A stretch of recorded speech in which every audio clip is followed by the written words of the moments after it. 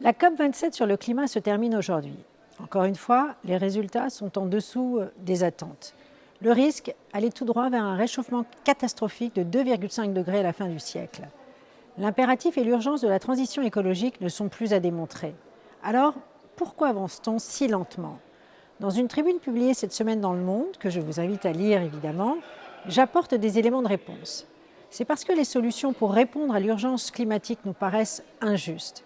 Elles sont donc impopulaires et de ce fait difficiles à mettre en place. Rajoutez l'envolée actuelle des prix du chauffage et de l'électricité et l'on se dirige vers un Armageddon social. Pour l'éviter, j'appelle à rompre avec une écologie à deux vitesses dont les classes moyennes et populaires sont les seules débitrices.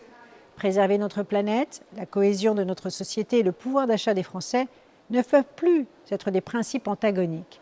Cette approche que j'ai adoptée au Parlement européen depuis 3 ans, en combattant par exemple l'extension du marché du carbone aux carburants et au chauffage privé, doit être au cœur du programme de travail de la droite européenne et française.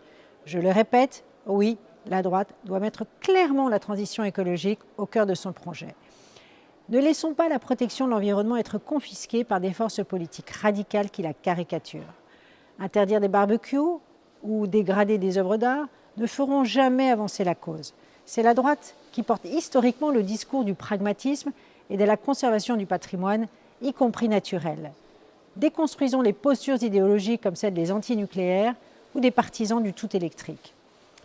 Pour atteindre la neutralité carbone en 2050, la droite doit défendre une approche alternative, pragmatique, je le disais, qui réconcilie ambition écologique et pouvoir d'achat contre les inégalités territoriales.